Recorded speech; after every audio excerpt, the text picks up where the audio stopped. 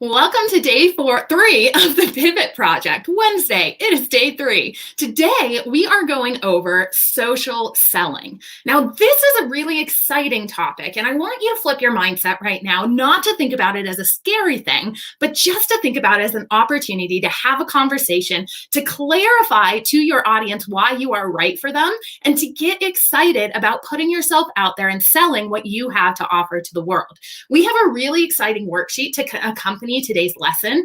Click the link in the description of this live stream here to go ahead and download it if you haven't yet. It is going to go over an entire swipe file of me, Edgar's very favorite social media selling posts, and we'll dive in a little bit about why these work on that worksheet for you. So go ahead and download that. Take a look at some of our favorite ways to have a conversation and sell to our community in a way that we feel really good about it. Today, we're also going to go over some slides and some topics about how you can take your business and when you're taking it online or when you're moving into a new market and feel really confident and great about selling on social media. So let's not waste any more time here and dive right on in. So social selling, as I was mentioning, does not have to be a scary thing. It doesn't have to be something you think of as a necessary evil in order to get your product or service out there. It can actually be a really fun part of your business if you do it right.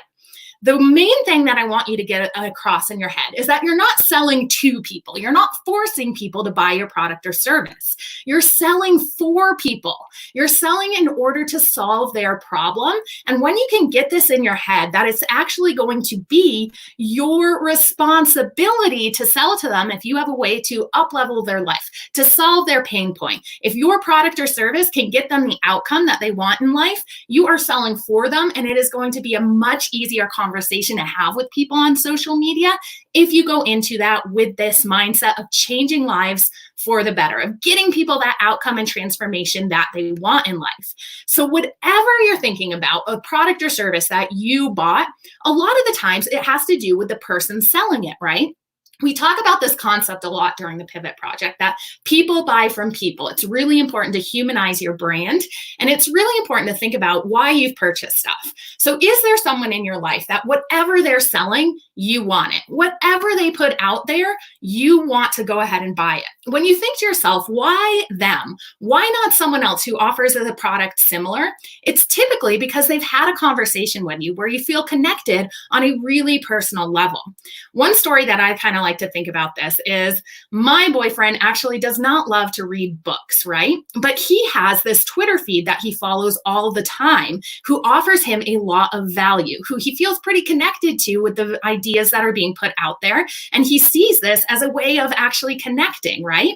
But when this person who writes this Twitter feed put a book out into the world, he was ready to buy it right away. He purchased a copy that even if he's not so sure it's something he wants to read, that is something he purchased because he has had so much trust built through social media with this actual person. So this is something that you can develop in your own social media strategy. How can you make sure that you're putting yourself out there and having this conversation? So no matter what you're selling, your audience, even if it's not something they would typically buy, is ready to scoop it up and is excited to give you their money because you've offered them so much value up front. That is the power of creating an engaged audience who see so much value in what you do that they purchase no matter what you're putting out there. So think about what that is in your life. Who is it that if they put something out there, even if you're not in the market for it, you'll consider purchasing it from them? Why and what qualities do they have that you can bring into your own marketing to get that same result from your audience? When you're thinking about this as well, I want you to remember what we talked about in day 1, and that is that purpose drives profits. So this idea of making sure you know why you're selling something and the outcome you're trying to achieve for your followers is really, really important. I like to kind of think about this metaphor that if you're going to go drive somewhere and you're going to get into a car, if you're going to go ahead and get into that car and start driving, are you going to do that if you don't know why you're going there? Probably not. Same deal with your followers. They're not going to purchase from you unless they know that why.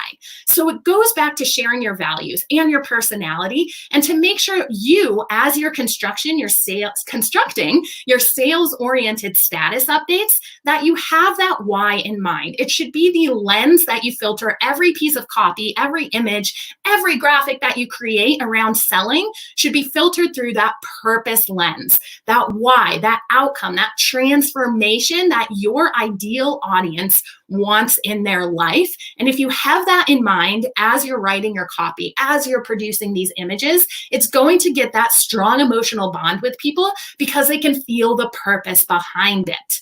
I want you to also think, if you are still someone who's in the pivot stage of trying to figure out, hey, what can I sell right now? What is offering people value right now? Go ahead and do some research around the ideas that you have to see what's in demand already. I think a lot of the time we get afraid to sell stuff that we know we can offer to the world because we think someone's already doing that. Oh, this already exists. You know, Coke and Pepsi, so similar. Pepsi shouldn't start something because Coke already exists, right? No, wrong. It is actually a good sign if you see someone out there making a profit out of something that you want to create, because it shows you there is a market, it shows you that there is a demand, and it shows you that you can make a profit out of this. You just need to put your unique spin on it, your unique selling proposition, as it's known as, and then you can find your niche and you can find your audience who would want to give their money to drive your profits that way. There's a really good way of kind of qualifying this, and that if you're not sure if you're making a product or a service and you're not sure if there is demand for that, and you don't see something exactly like that, see if people are paying for that concept in the knowledge space. So are there books being written about this? Are there classes and courses being written about this? A knowledge and kind of information industry, if that subject exists, this is a right place for you to dive into and actually get that unique selling proposition going right away. Remember, from yesterday, we were talking about you do not need to have a website. You do not need to have a product to start selling and start producing traction on social media for your community. All you need is this idea, and all you need is for your ability to attract the right people to this idea. So when you're starting to think about this, you know, here at Meet Edgar, we always want you to do what's called repeating your content, making sure you're constructing evergreen content. And this goes for your sales status updates and your sales content as well. Revenue comes from people seeing you as an expert and seeing you as the only choice to buy from. And the only way you're going to be seen as an expert in this new industry that you're going into is if you start to repeat the same message. You can repeat it with some slight tweaks. We always suggest doing tweaks in the language you're using, in the photos that you're combining with your status updates, just to do a little testing to see what really resonates with your community. But truly, don't be afraid to repeat some of your strongest sales posts. Don't be afraid to use the same evergreen strategy that we teach at Meet Edgar with sales copy. You never know when it's going to hit someone at the right time when they're ready to buy. If someone sees that option and they've seen it before, please don't think that it's going to have any negative effect on your branding. This is something that we have tested so many times at Meet Edgar, and it truly just positions us as social media experts in the industry. When someone thinks about, hey, I need social media maybe in a couple months from now, they remember that we have been repeating over and over again a very similar message that we've believed to our core in, and they are going to think of us as the only logical choice to purchase from. So evergreen content will work for your sales copy as well. I also want you to remember that social media has the word social in it. So you don't want to just be broadcasting sales copy. In order to get the best sales copy, you want to make sure that you're checking in with your audience. A lot of the time where social media goes wrong is that you think about selling on social media as strictly putting your offers out there, as giving someone a discount or sending someone to your pricing page. When sales on social media can actually be you having your community help you build your product. Ask them what their biggest challenges are and their biggest pain points. And we'll get to this a little later on in the presentation, but get in the mindset that you need this two-way conversation to get the feedback from your audience that what you're producing is actually going to help them solve the problem that they have. So make sure you're creating something that people are excited to talk to you about. Share that creation process. This goes into a huge value add. If people can see the work that is going into the product or service that you're creating, it is much more likely they're going to value it at a higher level, which just means that you can price your product or service a little bit higher and get those great money profits coming in for you. And I want to remind you that people are not just paying for information or a product on social media. They are paying for a transformation. So make sure that you know to your core what transformation your ideal audience persona and your followers want in their life before you start writing your sales copy. If you download the worksheet, you'll notice that everything that we go ahead and outline in the status updates that we're showing you in that worksheet is going towards how people want to save time with our software. It's going towards how people want to be more organized with their social media.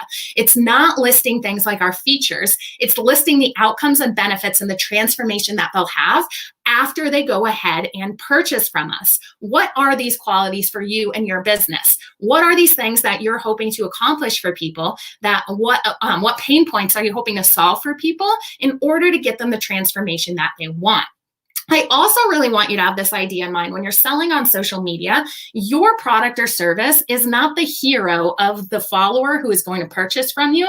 Your product is not the hero that you want to put out there, that you are going to solve their pain point.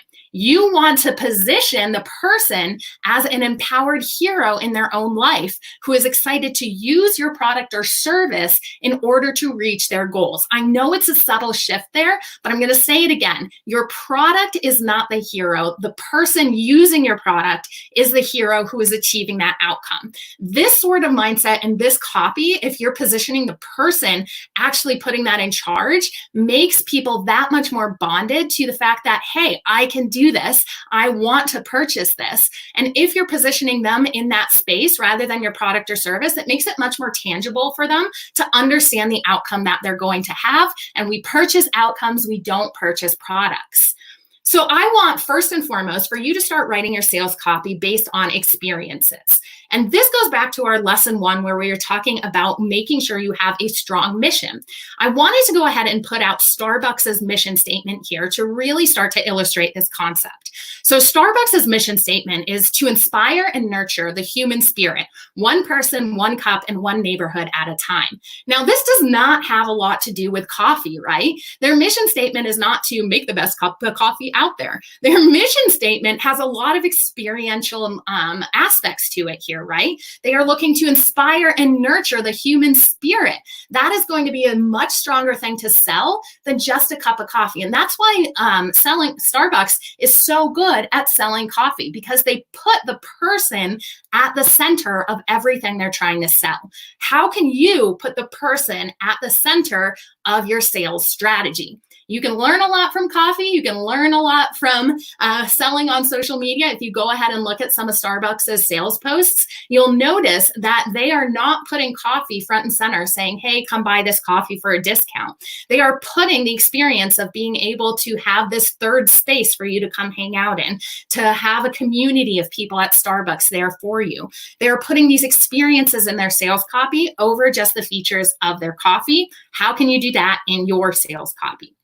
I also want you to make sure that you're thinking how your community feels the most cared for. Whoever out cares the other people in their industry is going to win these days. A lot of the time we look back and we think, if we look back at some marketing campaigns from like 30 years ago, you'll see people mention features and stuff like that a lot more, because those things truly were separators back then, right? But as we've started to evolve and as every market has become more saturated, what differentiates companies these days is the human element. It's the caring element. So if you can make sure that you understand how to care for your customers over your competitors, you are going to get that market share, because as a human need, we all want to make sure that we feel cared for, right? It is a simple human concept that a lot of us forget and overcomplicate in our sales process, but just show that you understand their pain point and you care about providing them every opportunity in order to solve that, to have a better life. So this could be you kind of going in and seeing what content on your social media pages already is doing really well. Is it the educational content? Is it really raw personal stories that are vulnerable, that's giving that meaningful social interaction between people? Is it photos? Is it videos? Is it discounts? What is truly getting that engagement? Because that is a sign that people feel cared for if they stop their scroll and actually decide to engage with that status update that they see. We forget that when people consume social media, they're not there to be sold to by a brand. They're not there to have themselves be broadcasted to about discounts. They're there to connect with friends and families, to have a little bit of an escape. So if you can provide that escape and start to notice which content is actually getting someone to stop their scroll, you found a piece of content that they care about and that they have shown you what they want. So pay attention to these things to get that engagement. And truly remind yourself that selling on social media is kind of like a first date. I know I've used this analogy before, but I believe in it so much. It's this idea that if you go on a first date and you ask someone to marry you right away, you're not going to get great results. Same on social media. If the first interaction someone has with you on social media is you selling to them, it's likely they're not going to buy. If that first interaction is them seeing you care for them in a way that you're providing them education, you're providing them with a smile or an emotional connection, these things build up that authority, that rapport, that caring aspect. So then when your social media status update comes up and you're ready to sell, people are primed and people are knowing that you've cared for them ahead of time, and you're much more likely to get that yes. Same with dating. If you wait a couple years and you'll get that yes, it's a much better, smooth experience, right? So think about it in that sense. And that's why we always talk about categorizing your status updates and making sure that your sales status updates only comprise about 20% of what you're putting out on your feeds. You really need to make sure that you're collecting stories as well. And when you're going through a pivot, I know a lot of your brains right now are saying, Megan, come on, stories? I don't have anyone who's used my product yet. I'm just pivoting. Well, can you get out there and tell people your own personal story about what the product or service has done for your life? If you can tell a story in a human-oriented way, people are going to latch onto that way better than if you're just telling someone a hypothetical. So go ahead and make sure that you are rooting every single status update that you're writing that has a sales aspect to it into a human story. That is what we understand. We understand the experience of the human condition, and we understand that much better when you can tell it through a personal story. Once you start to get some testimonials, it's much stronger to be able to tell those stories with actual people. You know, how powerful would it be for you to share a testimonial saying, hey, this is Susan. Susan went ahead and purchased my product, and look at what her life is going on right now. This is Fred. Fred went ahead and purchased my product. Look at the transformation in his life. These stories matter. So get the permission to go ahead and use those stories on some of your first clients who do purchase from you, and you'll get much better traction of people understanding the value of what you're selling if you're telling it through a human lens. I also want to kind of flip this idea of show and tell into show and sell. So a lot of the time we think that we have to sell by actually saying, hey, come buy this. But that's actually not true. If you just go ahead and make sure you're showing your product or service off, whether that's doing a video of you using your product or a screen share of someone using your software, people get a little bit scared of things they can't see. So a lot of the time that we think, hey, my sales copy's not working. Let me go ahead and switch out this color or switch out this word and start to test that. It's truly that perhaps people are actually just missing the idea that they're not tangibly seeing your product or service in use. So you don't want to just show and tell people about it. If you're showing people the inside of your product or that product actually in use, you don't even have to have the sales copy of saying, come buy this. A sales post on social media could comprise of you just giving a product tour. That is going to let people know how they could use this in their life way better than just any copy. So get out that camera, start filming things. People want to be able to see what they're going to buy. It's what we're used to, going into a store, holding things. And the best next thing on social media for doing that is that video, is that screenshot. Use things like the carousel on Instagram in order to make sure you're showing every angle of your product or service. I love to recommend the carousel on Instagram, actually, now that we're here, because there's this cool thing that happens in the Instagram algorithm in that if you have multiple photos uploaded to one Instagram post, so say you've uploaded 3 angles of a mug that you're selling on Instagram, Instagram is actually going to do some testing about which one of those photos gets the most engagement, gets people to stop their scroll, gets people to give it a little heart. And if they did not give it a heart on the first photo they were shown, Instagram actually might put that post back in their feed with the 3rd photo there. They don't do this with photos on Instagram that are just one singular photo, but they will test this with your audience if it has multiple photos in it. So use these little hacks to your advantage to make sure that Instagram's smart algorithm is giving your product the best chance of getting that attention on social media. I also want to remind you that selling is not always about going out and just broadcasting to people. There's this concept, if you read sales books, that I think actually resonates for social media too. And stick with me here, but it's the person who does the least amount of talking who's going to get the sale. Now you're saying, Megan, I don't talk at all on social media. What are you talking about? Well, talking on social media is, again, making sure you're using the aspect of your followers actually talking back to your brand in a way to gain an understanding of the language they use to describe their pain points. If you're listening and if you're using that feedback in a really good way, you can gain a lot of information in what kind of content you should be creating for people. So go ahead and ask people questions and look for the emotional answers that they're giving. For example, here at Meet Edgar, as a social media automation tool, we want to ask people about what challenges they have around managing their social media. We might get things like, oh, I'm unorganized, blah, blah, blah. But the ones that are truly going to offer us that golden nugget that we want to listen to are people who use emotional words. Like, I'm so frustrated about the amount of time that I'm spending posting. I just want to be able to leave work at 7 o'clock and go home to my family. Wow, what a great insight that would be for us to be able to then say, hey, we have someone in our community who cares about the outcome of saving time. And with that time she saves, she's going to spend it with their family. What do we do with this feedback? We take it into our sales copy and we make sure that we're putting saving time front and center of the experience you're going to have. And we make sure that we go ahead and put that benefit of spending more time in your family front and center.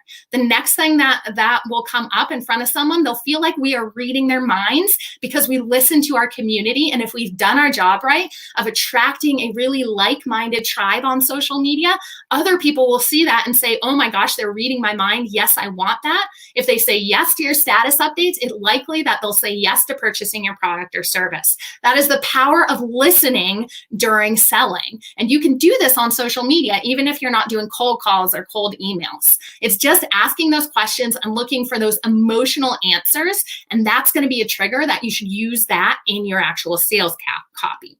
Some questions that you could actually ask people, like if you're putting like a Survey Monkey survey out there in order to gain a little more information and you're doing a status update asking your followers, hey, will you fill out this survey? We'd really appreciate it. Some questions I would recommend putting on there to help inform your sales copy are things like, hey, how badly do you want to solve this problem? A lot of the time we might go ahead and do this research and realize that when we position the problem as saving time, maybe people don't care that much about it. But when we position the problem of getting organized, maybe they do care about that. So again, it's going into digging into the personality and emotional things that are driving people to want to fix the pain point in their life. Your product or service could probably fix a multitude of pain points, but you need to figure out which one people want to solve the most in order to inform your sales copy. It's also really important that you start to think about your status updates in a way that selling on social media is going to have a cost, in that if you do not purchase from Meet Edgar, let's use this example still, what is it going to cost you down the road? It's going to cost you that time with your friends and family. It's going to cost you not being able to work on other areas in your business. A lot of the time, I know this sounds really negative, but it's the way the human brain works, is that we have a cost analysis going on in our head all the time. And when we present things in a way that it's what you're going to lose out on, that is a stronger motivation to our silly lizard brains going forward than doing it in a positive way. So if you're finding it hard to sell on social media, think about how you can go ahead and amplify out what people are not having by not purchasing your product or service. What is that goal that your person is going through, your ideal audience persona? What is that outcome that they want? And what is stopping them from getting there? Get these to show up in your sales copy. Another question I would really recommend looking out for is saying, what is the biggest challenge you have around social media would be what we would ask. We take this biggest challenge and we put that at the forefront. If we do not see a lot of traction, we pivot from there and we test our messaging. Remember, it is not something that you do once and that is your sales messaging. It is a living, breathing aspect of your company that you are continuously iterating and continuously tweaking. And those are the brands who win on social media for their sales copy. It's because they've done this work of identifying those challenges and putting that language front and center in every piece of copy they get out there. Create content around the answers that you're getting from what's your biggest challenge. So if we hear someone say, my biggest challenge is not being able to write status updates consistently, we could create a blog post or a video about how batching your content and doing it all in one day for the month is actually the way to do this process in order to get more organized with social media. That blog post is not necessarily going to be seen as a sales post. It is going to be seen on social media as a really great educational post for people, right? But we've gone ahead and thought through the fact that this is going to support any other sales content that we're putting out there. It is going to go ahead and support the fact that we know what we're talking about. We're the experts in our industry, and we've created this content because we've heard from our members what the challenge is. So do you see here how doing that listening aspect on social media is going to inform your content strategy and just make the whole marketing system so much stronger? I want you to remember too that if you're using the language that your followers are using, you become instantly relevant to the people you're serving. That instant relevant and instant resonating aspect is going to take someone from being just a casual observer to your brand to actually considering purchasing from you. And if you're doing your job of moving people down the flow, they're going to make that decision that you are the right brand to buy from and you are the right person to up-level their life and solve that pain point.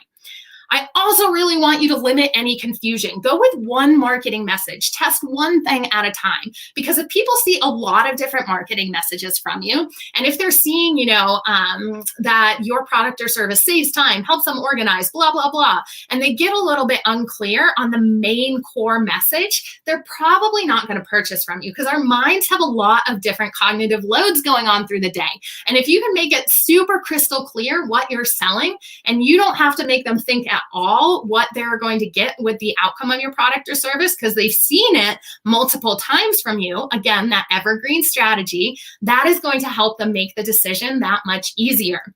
And remember, it takes about 7 touch points with a brand to have that decision-making power for people to actually say, I'm going to buy from this brand. So if that message has gotten out 7 times to them in 7 different ways, it might cause confusion. So stick with one marketing message at a time. If you're not seeing a lot of traction around that one experience you're offering or that one outcome you're offering, sure, try changing it up, but don't try changing it up too much at the same time because you're going to create confusion, and confusion does not sell. Clear, concise consistency, that is what will sell.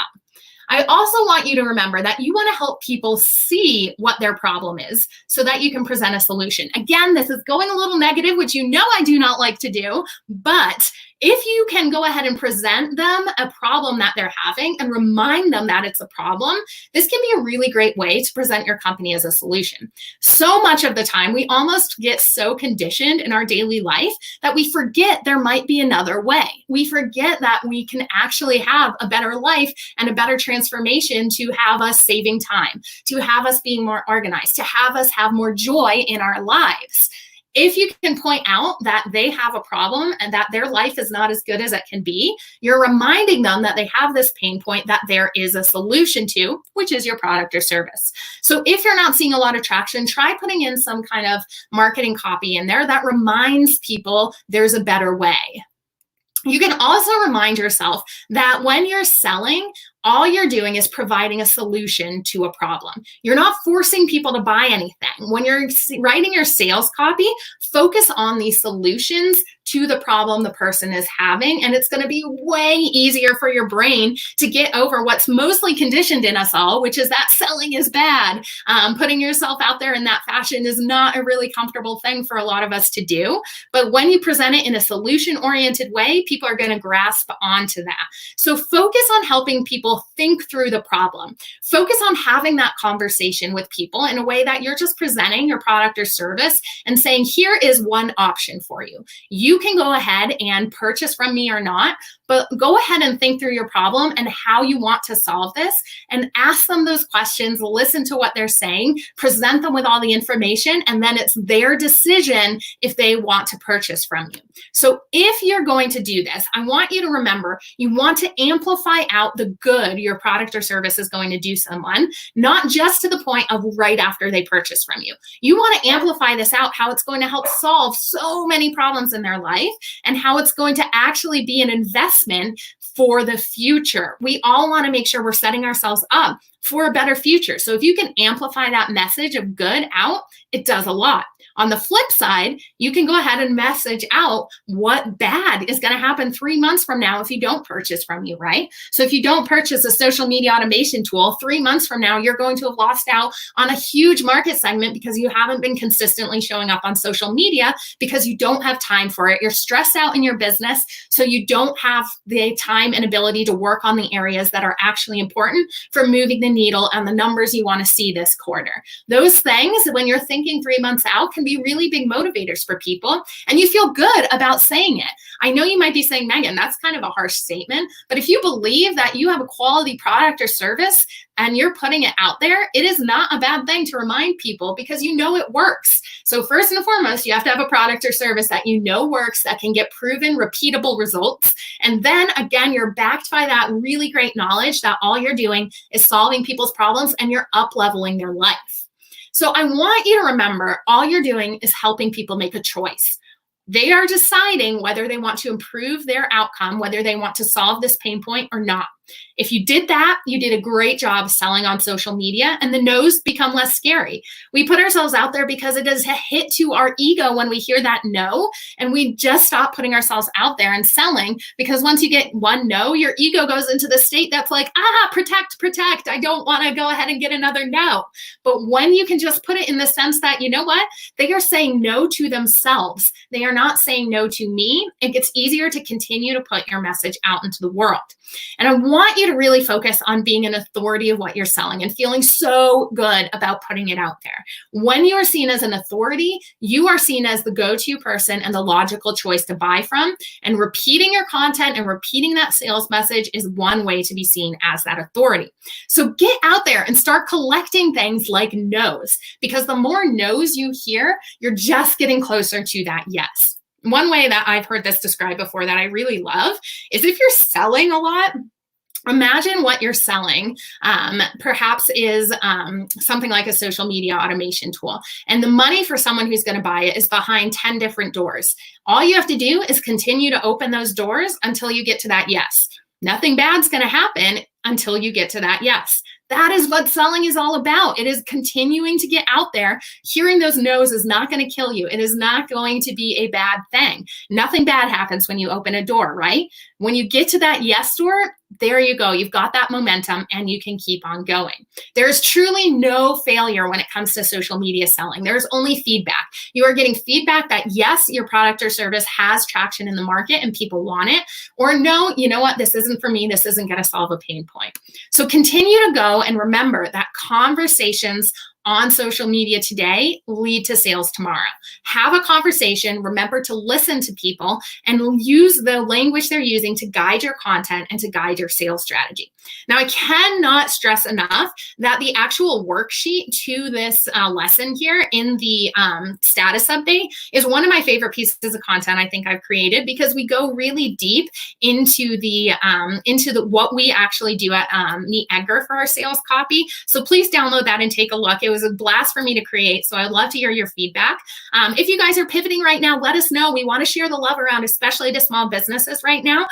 So go ahead and tweet or tag us in your Instagram stories at me, Edgar. And we are going to be sharing those all over to make sure that we're getting eyes on your products or service that you guys are putting so much effort into. Thanks so much for hanging out with me today. I will be back tomorrow with day 4 on Thursday to chat with you a little bit more about the Pivot Project.